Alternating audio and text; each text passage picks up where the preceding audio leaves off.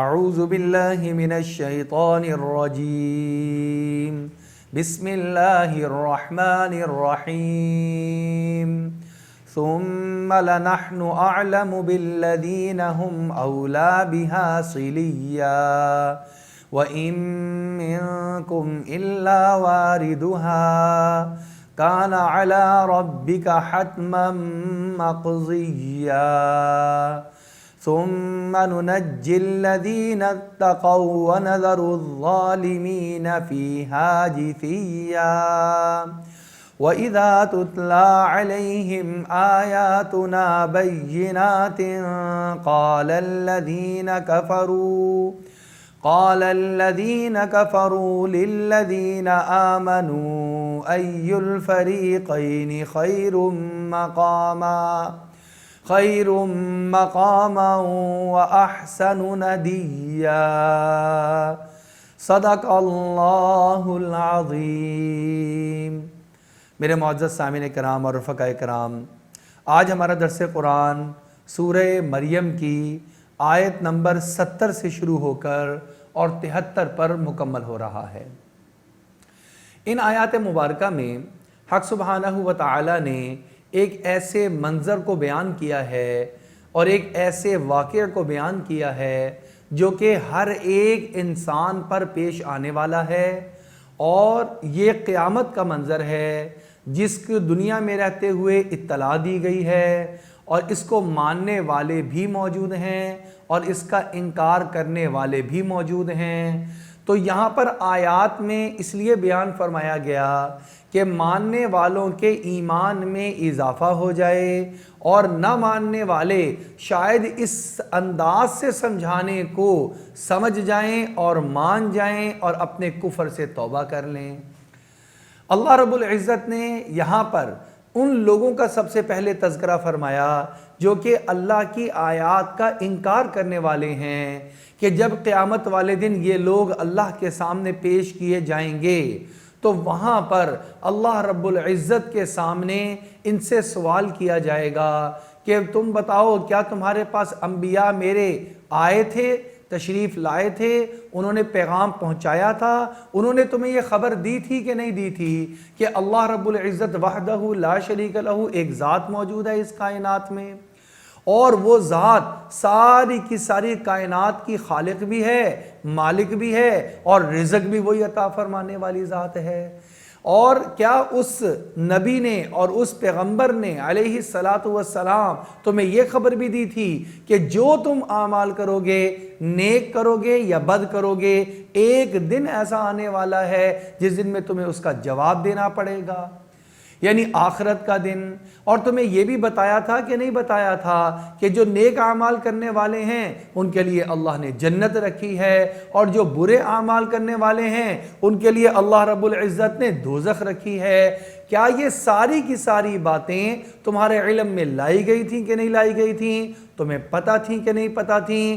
تو یہ ساری چیزیں ان سے سوال کی جائیں گی تو ان کے پاس انکار کی گنجائش موجود نہیں ہوگی۔ اب جس درجے اور طبقے کے مطابق یہ گناہ گار، بلکہ کافرین، منکرین، اللہ کا انکار کرنے والے، آخرت کا انکار کرنے والے موجود ہوں گے، اور دنیا میں جتنی زیادہ انہوں نے مخالفت کی ہوگی اس کے حساب سے طبقات بنا دیے جائیں گے۔ کچھ بہت زیادہ اڑیل، ضدی اور مقابلے میں ڈٹ کر کھڑے ہونے والے، انبیاء علیہ السلام کے مقابلے میں کھڑے ہونے والے، اور اللہ رب العزت کے نیک بندوں کے ساتھ قتال کرنے والے، جھگڑا کرنے والے، ان کو سب سے پہلے الگ کر لیا جائے گا کہ یہ سب سے زیادہ جھگڑالو اور ضدی اور زیادہ پکے کافر ہیں، ان کو دوسرے لوگوں سے پہلے جہنم میں داخل کر دیا جائے گا۔ اس کے بعد درجہ بدرجہ کچھ ہیں جو کہ خود تو انکار کرتے رہے، ان کے ساتھ صداقت ان کے پاس پہنچی، لیکن انہوں نے اس صداقت کو یقین نہیں کیا، اس کو مانا نہیں، تسلیم نہیں کیا۔ لیکن دوسروں کے ساتھ جھگڑا بھی نہیں کیا، لڑائی بھی نہیں کی، ان کو پھر اس کے بعد ڈالا جائے گا۔ پھر کچھ ایسے لوگ ہوں گے کہ جن کے سامنے صداقت و سچائی آئی تو صحیح، لیکن کسی نے پوری طرح سمجھایا نہیں۔ اب یہ چونکہ فطرت اسلام پر پیدا کیے گئے تھے، ان کی دنیا میں آنے کے جو مقصد تھا وہی یہ تھا کہ وہ پہچانتے کہ میری زندگی کا مقصد کیا ہے، مجھے کس نے پیدا کیا، اس سوال کا جواب تلاش کرتے، مجھے کیوں پیدا کیا گیا، اس سوال کا جواب ڈھونڈتے۔ تو جب یہ ڈھونڈا ہی نہیں، تلاش ہی نہیں کیا، اور حالت کفر میں ہی چلتے رہے اور مرے بھی حالت کفر میں، تو یہ تو بہت زیادہ احکامات کی خلاف ورزی کر دی۔ حتیٰ کہ انبیاء علیہ السلام، خاص طور پہ اسحاق علیہ نبینا علیہ السلام، جن سے آگے بنی اسرائیل چلی، ان کی اولاد یعقوب کو اسرائیل کہا جاتا ہے، ان کی اولاد بنی اسرائیل، پھر بنی اسرائیل میں یہودی بھی آئے، بنی اسرائیل میں نصرانی بھی آئے، یہ سارے بنی اسرائیل میں ہیں۔ وہ کہہ رہے ہیں وَلَا تَمُوتُنَّ إِلَّا وَأَنْتُمْ مُسْلِمُونَ، اپنی اولاد کو پاس بلا کر کہا انہوں نے، دیکھو تم نہ مرنا مگر حالت اسلام میں مرنا۔ یعنی ایک آدمی اگر کسی غیر مسلم کے گھر پیدا ہو جاتا ہے یہ تو اس کا قصور نہیں، لیکن وہ غیر مسلم مرتا ہے یہ اس کا قصور ضرور ہے۔ جیسے عام طور پہ ہم نے سنا ایک آدمی غریب گھرانے میں پیدا ہو یہ تو اس کا قصور نہیں ہے، لیکن وہ غریب ہی مرے یہ اس کا قصور ہے۔ کیا مطلب؟ یہ کہا جاتا ہے اس نے جد و جہد نہیں کی، محنت نہیں کی، امانت داری کو اس نے اپنا شعار نہیں بنایا، اس نے ہمت سے کام نہیں لیا، بلکہ جس حالت میں پیدا ہوا تھا اپنے ماحول کا اثر لیا، باہر نہیں نکلا، تلاش نہیں کی رزق کی، لہٰذا اسی غربت میں زندگی بسر کرتے کرتے مر رہا ہے۔ اس میں اس کا اپنا قصور بھی ہے، اس لیے کیونکہ اگر یہ چاہتا تو اس کو لمبے سال، لمبی زندگی ملی تھی، اگر محنت کرتا تو بالآخر خوشحال ہو جاتا۔ اس لیے کہ یہ ایک دنیا میں بڑا مشہور و معروف مقولہ ہے کہ لگاتار مسلسل محنت کرنے والا انسان بالآخر خوشحال ہو جایا کرتا ہے۔ آپ اور ہم اپنی زندگیوں میں دیکھیں مثالیں کہ بالکل چھوٹے سے ملازمت سے شروع کرنے والا بندہ اور چھوٹے سے کاروبار سے آغاز کرنے والا انسان جب لگاتار محنت کرتا رہتا ہے، صرف یہ جذبہ اس کے اندر ہونا چاہیے کہ وہ مستقل مزاجی ہو، چھوڑنے دے کام کو، مستقل مزاجی سے لگا رہتا ہے۔ ہم اور آپ خود دیکھتے ہیں وہ معمولی ملازمت کرنے والا ایک دن اپنی زندگی کے 40 سال 50 سال گزارنے کے بعد ایک انتہائی باوقار جگہ پر اور باوقار کمائی اور معاش وہ کما رہا ہوتا ہے۔ بزنس کرنے والا اپنی زندگی کے جب 40-50 سال گزارتا ہے تو وہ آسانی کے اندر آ جاتا ہے، کمفرٹ زون کے اندر آ جاتا ہے، اس کا مضبوط ایک کاروبار ہو جاتا ہے۔ تو اسی طرح یہی سارا کا سارا قاعدہ کلیہ تقریباً اسی طرح لگتا ہے دینی معاملات میں بھی، کہ آدمی اگر تلاش کرتا ہے حق کو کہ حق کیا ہے، اللہ رب العزت تلاش کرنے والوں کو حق ضرور عطا فرما دیتے ہیں۔ ایک آدمی گمراہی میں ہی مر رہا ہے، پیدا بھی گمراہی میں ہوا، مر بھی گمراہی میں رہا ہے، اس کا مطلب کیا ہے؟ اس نے تلاش ہی نہیں کیا، اس نے جستجو ہی نہیں کی، اس نے اپنے حالات پہ اپنے آپ کو چھوڑ دیا اور چھوڑ کر اسی حالات میں بہتا رہا۔ اس کے تجسس اور اس کی تلاش نہ ہونے کی وجہ سے ہدایت اس کو نہیں مل سکی۔ ہدایت ملنے کے لیے جو کہ کائنات کی سب سے قیمتی ترین متاع اور سامان اور قیمتی ترین نعمت ہے، اس کے لیے بنیادی شرط کیا ہے؟ طلب کا ہونا۔ جب طلب دکھائی جاتی ہے اللہ راستے کھول دیتے ہیں۔ وَالَّذِينَ جَاهَدُوا فِينَا لَنَهْدِيَنَّهُمْ سُبُلَنَا، جو ہمارے راستے کے اندر کوشش کرے گا، جدوجہد کرے گا، ہم اس کے لیے کئی سارے راستے کھول دیں گے۔ بے شمار ایسے نان مسلم ہیں جو کہ اپنی زندگی کے کئی سال حالت جو ہے کفر میں گزارنے کے بعد اسلام کی دولت سے سرفراز ہو جاتے ہیں، بڑے پکے ٹھکے مضبوط مسلمان بن جاتے ہیں۔ وجہ کیا؟ تلاش ہوتی ہے ان کے اندر، جستجو ہوتی ہے، طلب ہوتی ہے، وہ بنیادی شرط پائی جاتی ہے جس پر اللہ رب العزت ہدایت کے دروازوں کو کھول دیا کرتے ہیں۔ चुनाचे यहाँ पर भी ये बात फरमाई जा रही है कि जो अकड़ने वाले और जो है शिद्दत के साथ बुराई पर जमने वाले हैं, अल्लाह फरमा रहे हैं हमें ज़्यादा पता है पहले किसको जहन्नुम में दाखिल करना है, उसके बाद किसको जहन्नुम में दाखिल करना है, हमें इसका सारा पता है। चुनाचे इरशाद फरमाया सुम्मा नहनु अअलमु बिल्लज़ीना हुम औला बिहा सिलिया, हमें खूब पता है कि इस जहन्नुम के अंदर पहले किसको दाखिल करना है, जो जितने दर्जे के मुआफिक उतना जल्दी जहन्नुम के अंदर डाला जाएगा। बिल्कुल इसी तरह जैसे जन्नती कुछ पहले जन्नत में जाएंगे, कुछ दरमियान में जाएंगे, कुछ बिल्कुल आखिर में जाएंगे। शुरू में जाने वाले जो हैं वो कौन होंगे? जिन्होंने अपनी ज़िंदगियों को अल्लाह और उसके नबी अलैहिस्सलातु वस्सलाम के तरीक़ों के मुआफिक पूरी तरह गुजारने की कोशिश की होगी। जिन्होंने कमी कोताहियाँ और गुनाह की आमेज़िश भी साथ कर दी होगी वो उसके बाद आ जाएंगे, और जिनके गुनाह ज़्यादा होंगे, नेकियां कम होंगी, वो अपनी सज़ा भुगत कर आखिर में जहन्नुम से निकल कर जन्नत के अंदर दाखिल हो जाएंगे। वो आखिर में जन्नत में जाने वाले होंगे। तो इस वजह से अल्लाह रब्बुल इज़्ज़त फरमाने हैं हमें खूब पता है व इम मिनकुम इल्ला वारिदुहा, एक और जुमला बड़ा ज़बरदस्त जो मेरे और आपके समझने के लिए और तंबीह के लिए बहुत काफ़ी है। फरमाया तुम में से कोई शख्स भी ऐसा नहीं है जो कि एक मर्तबा जहन्नुम पर से गुज़र कर ना जाए, जिसका गुज़र जहन्नुम पर ना हो।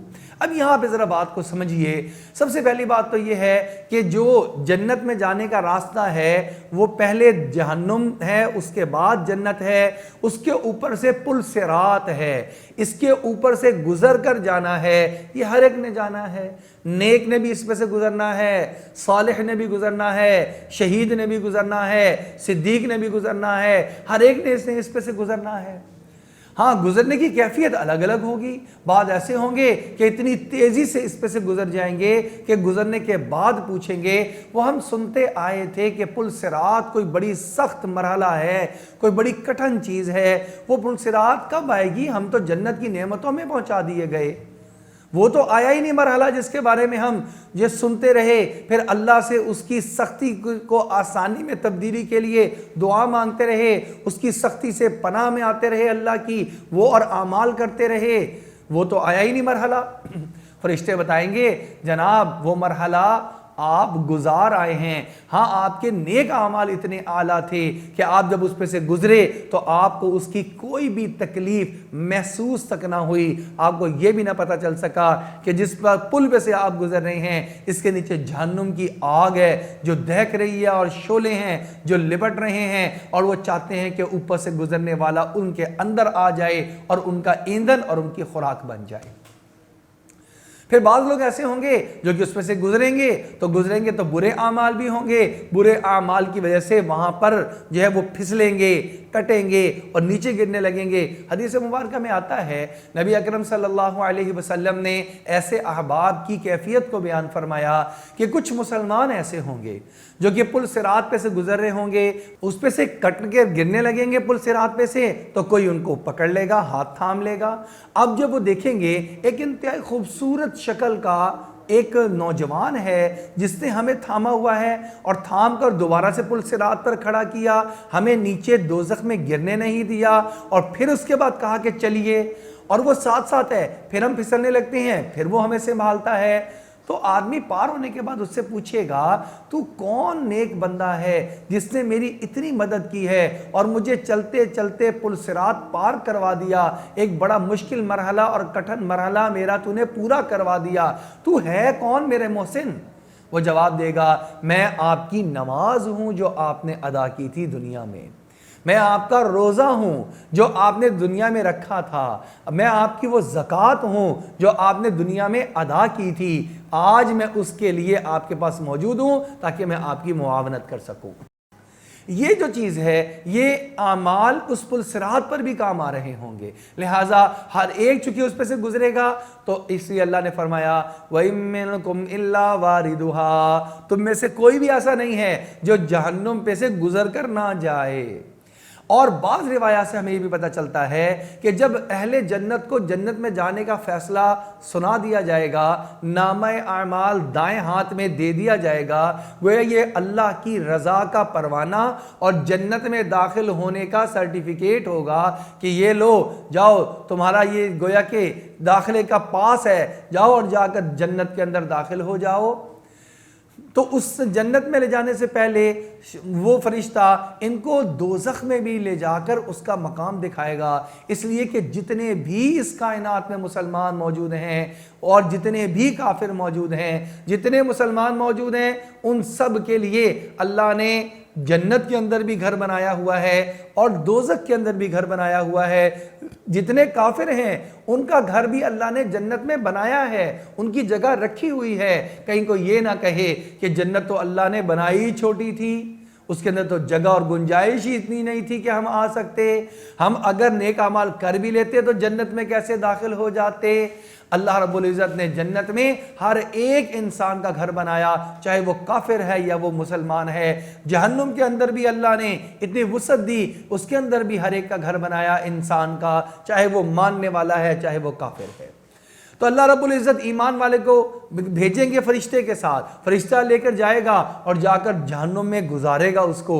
اب وہ دیکھ رہا ہوگا وہاں کی ہولناکیاں، وہاں کی آگ اور وہاں کے سانپ اور بچھو، اور لے جا کر وہ ایک جگہ دکھائے گا، دیکھو تمہارے لیے یہ دوزخ کی جگہ بھی بنی ہوئی تھی اور یہ گھر بھی تمہارے لیے تیار تھا، لیکن تم نے اللہ کی بات کو مانا، تم نے وقت کے نبی علیہ السلام کے فرمان کے مطابق زندگی گزاری، تم نے نیکیوں کا پلڑا بھاری رکھا، غالب رکھا، اور برائیاں تمہاری کم تھیں، اور جو برائیاں ہو جاتی تھی تم اس سے توبہ کر لیا کرتے تھے۔ اور توبہ ایک ایسی لاجواب شے ہے، التائب من الذنب کمن لا ذنب لہ، گناہوں سے توبہ کرنے والا ایسا جیسے اس نے گناہ کیا ہی نہیں تھا۔ اسی لیے اللہ نے مجھے اور آپ کو حکم دیا، یا ایھا الذین آمنوا توبوا الی اللہ، اے لوگ ایمان والو اللہ کی طرف توبہ کیا کرو اور توبہ نصوح کیا کرو، چنانچہ پکی ٹھکی توبہ کر لو۔ اللہ کو یہ توبہ کرنا پسند ہے۔ کیسی عجیب چیز ہے، ہمارے نامہ اعمال میں لاکھوں گناہ موجود تھے، بڑے گناہ، چھوٹے گناہ، صغیرہ گناہ، کبیرہ گناہ، دانستہ گناہ، نادانستہ گناہ، اور ہم نے اللہ کے سامنے عاجزی اور انکساری کے ساتھ ہاتھ اٹھائے اور اللہ سے توبہ کر لی، یا باری تعالیٰ وہ جو پچھلے گناہ ہیں میں اس پر ندامت کا اظہار کرتا ہوں، مجھ سے غلطی ہو گئی، یا باری تعالیٰ تو میری اس غلطی کو معاف فرما دے اور آئندہ نہیں کروں گا۔ اللہ رب العزت زبان سے صرف اس عہد کرنے اور اس اقرار کرنے اور ندامت کا اظہار کرنے پر اتنی بڑی نعمت عطا فرماتے ہیں کہ اللہ رب العزت پچھلے سارے گناہوں کو معاف فرما دیتے ہیں۔ کتنی اعلیٰ چیز ہے یہ۔ اس کے باوجود بھی میں اور آپ ہم اللہ کے سامنے اپنے گناہوں پر توبہ نہ کریں تو کس کا نقصان ہے؟ اپنا نقصان ہے اور کسی کا بھی نہیں ہے۔ اور شیطان کو سب سے زیادہ تکلیف ایک بندہ مومن کے توبہ کرنے سے ہوتی ہے، اور کیوں نہ ہو، وہ ساری محنت کر کے انسان سے برائی کے اعمال کرواتا ہے، اور انسان جو ہے وہ ندامت کا اظہار کر کے توبہ کرتا ہے، اللہ سارے گناہ معاف کر دیتے ہیں، اس کی تو ساری کی ساری محنت ضائع چلی جاتی ہے۔ جب توبہ قبول ہوتی ہے، شیطان دور تک بھاگتا ہوا جاتا ہے اور ماتم کرتا ہے، مٹی اٹھا کر اپنے سر میں ڈالتا ہے، اور یہ اس بات کا اظہار کرتا ہے کہ میں تو آج ذلیل ہو گیا، میں آج رسوا ہو گیا۔ چنانچہ توبہ کو اپنے سامنے مضبوطی سے پکڑنا چاہیے۔ اب یہ جو آیت ہے اس میں فرمایا کہ ہر ایک کو ٹھکانہ دکھایا جائے گا۔ اب وہ جائے گا، جا کے دوزخ کو دیکھے گا۔ جب ایک انسان ایک چیز کی ضد کو دیکھے پھر نعمت کو دیکھے تو نعمت کی قدر زیادہ ہوا کرتی ہے۔ میں اور آپ الحمدللہ آج کل رمضان المبارک ہے، روزے رکھ رہے ہیں۔ عام دنوں کے اندر پانی کی کیا نعمت ہے، پانی کتنی بڑی نعمت ہے، اس کا احساس نہیں ہوتا۔ رمضان المبارک میں بہت زیادہ احساس ہوتا ہے۔ عام حالات میں گئے، جا کر پانی نکالا فریج سے اور گلاس کے اندر انڈیلا، اور یہ اللہ کا نام بھی یاد نہیں آیا، گھٹ گھٹ کر کے پی گئے، دن میں کئی مرتبہ پی گئے، کبھی یہ پتہ ہی نہیں چلا کہ کتنی نعمت ہے یہ۔ آج کل پتہ چل رہا ہے یہ کتنی بڑی نعمت ہے۔ भूख का पहले पता ही नहीं, जब जी चाहा खा लिया, बल्कि रूटीन है, कुछ ना कुछ खाते पीते हर 2-3 घंटे के बाद कोई ना कोई चीज़ खा ली पी ली। अब जो है लंबा रोज़ा रख रहे हैं, अब पता चल रहा है ये खाना भी कितनी बड़ी नेमत हुआ करती है। तो जब दोज़ख में इंसान अपने एक ठिकाने को देख कर आएगा, वहाँ की होलनाकियाँ देख कर आएगा, अब जन्नत में जाएगा तो वहाँ की नेमतें बड़ी लगेंगी, वहाँ की नेमतें का एहसास होगी और कदर होगी। या अल्लाह तेरा शुक्र है तूने हमें उस दोज़ख की आग से बचा लिया और जन्नत की नेमतों में दाखिल फरमा दिया। चुनाचे फरमाया काना अला रब्बिका हतमम मक़दिया, ये बात अल्लाह की तरफ से तय शुदा है कि ऐसा होगा, यानी क़यामत का दिन भी कायम होगा। हर एक मोमिन और हर एक काफिर वो दोज़ख में से गुजरेगा भी, और मोमिन फिर जन्नत में चला जाएगा गुजर कर, और दोज़ख में जो काफिर है वो कट कर वहीं दोज़ख के अंदर गिर जाएगा। फरमाया सुम्मा नुनज्जिल लज़ीना इत्तक़ौ व नज़रु ज़ालिमीन फ़ीहा जिसिया, फिर हम मुत्तकी लोगों को उस आग से निजात दे देंगे। एक मर्तबा तो जो है फरिश्ता जाकर दिखाएगा ये है तुम्हारा ठिकाना, तुम्हारे लिए ये तैयार था दोज़ख का ठिकाना, लेकिन अल्लाह ने तुम्हें उससे बचा लिया। और बुरे काफिर को जन्नत में ले जाकर उसका ठिकाना दिखाया जाएगा नेमतों का। वो जा जाकर नेमतें देखेगा, उसकी आसाइशें देखेगा, उसकी वुसअत देखेगा, उसका मौसम देखेगा, उसके फल देखेगा, उसके फूल देखेगा, तो अंदर ही अंदर कुड़ेगा, हाय काश मुझसे इतनी बड़ी चीज मिस हो गई, मैं ईमान न लेकर आ गया। चुनाचे हसरत में इजाफा हो जाएगा, तकलीफ में और इजाफा हो जाएगा, बढ़ जाएगी तकलीफ। और यही मतलूब और मकसूद है काफिर के लिए कि उसकी तकलीफ आखिरत में बढ़ती चली जाए।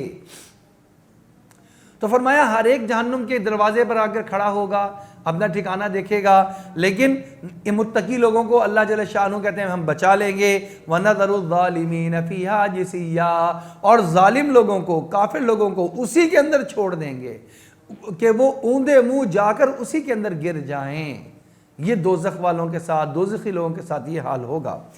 अच्छा, अब दुनिया में क्या होता है, यही आयात जब नाजिल होती और हुई, और आज भी अगर किसी काफिर को ये बात सारी समझाई जाए और ये अहकामात बताए जाएं, तो उसका अंदाज आगे से क्या होता है, वो मुआजना करता है हमारी बातों को जो हम आइंदा मुस्तकबिल के होने के एतबार से बता रहे हैं कि एक दिन आएगा जब हिसाब किताब होगा, फिर दोज़ख वो भी हक है, जन्नत वो भी हक है। जो अल्लाह का इनकार करने वाले और नफसानी ख्वाहिशात पर अमल करने वाले हैं ये दोज़ख में डाल दिए जाएंगे, और जो अल्लाह पर ईमान लाने वाले और अल्लाह की रब चाही पर चलने वाले हैं वो जन्नत में दाखिल कर दिए जाएंगे। तो वो इन सारी अगले वादों को और अगली वईदों को मुआजना करते हैं अपनी मौजूदा ज़िंदगी के साथ।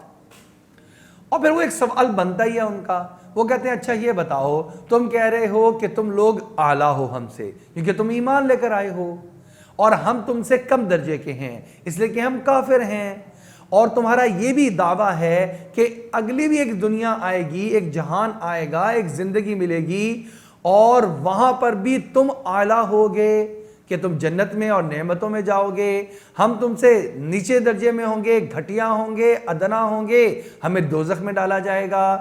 अजीब बात यह है कि तुम्हारे ये सारे के सारे दावे इस वक्त के मौजूदा सूरत हाल के बिल्कुल बरअक्स हैं। कैसे बरअक्स हैं जी?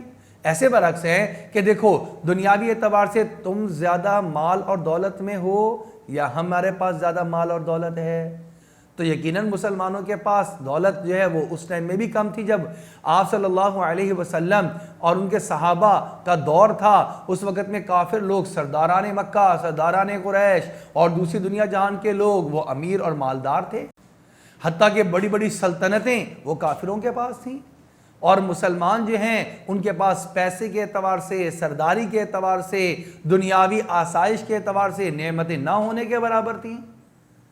अब वो कहते हैं तुम गरीब और मुफलिस लोग जिनके घरों में खाने के लिए भी पूरा रिज़्क मौजूद नहीं है, तुम वो गरीब और मुफलिस लोग जिनके पास अपने बागात नहीं है, खजूरों के ज़मीनें नहीं हैं, कोई मनसब और ओहदा नहीं है, तुम लोग और एक है हम लोग, हमारे पास घर में फरावानी है आसाइशें और रिज़्क़ की, हमारे अपने ज़ाती बागात हैं, हमारी अपनी ज़मीनें पड़ी हैं, हमारी बड़ी बड़ी तिजारतें हैं।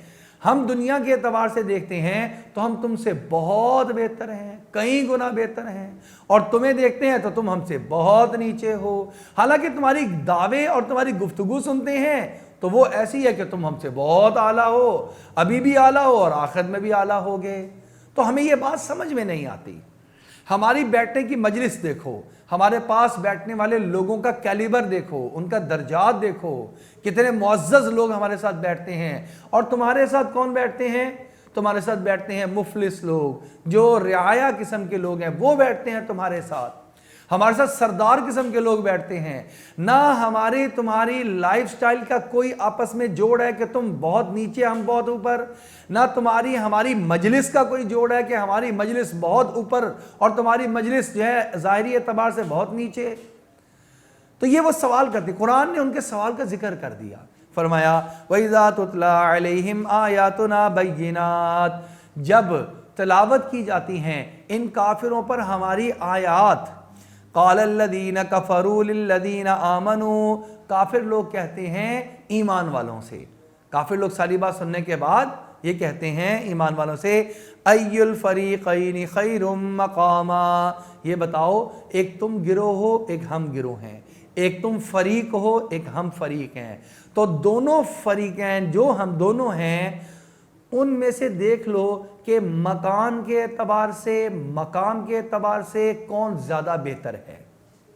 अभी अंदाज़ा लगा लो, खुद अपनी हालत देख लो, हमारी हालत देख लो। अगर किसी को तुमने सालिस मुकर्रर करना है, जज मुकर्रर करना है जो फैसला कर दे, तो उसको मुकर्रर कर दो। वो देखकर बता दे तुम्हारी हालत ज़्यादा बेहतर है कि हमारी ज़्यादा बेहतर है, तुम्हारे मकानात, तुम्हारा मकाम ज़्यादा बेहतर है या हमारे मकानात और हमारा मकाम ज़्यादा बेहतर है। और वअहसनु नदिया, और मजलिस किसकी ज़्यादा बेहतर है। हम यहाँ पर बैठते हैं, हमारे साथ सरदार बैठते हैं, हम लोगों के फैसले करते हैं, हमारे पास लोग अपने फैसले लेकर आते हैं, और तुम्हारे तो फैसले हम करते हैं। हमारी मजलिस वो आला है, तुम्हारी मजलिस वो कम दर्जे की है।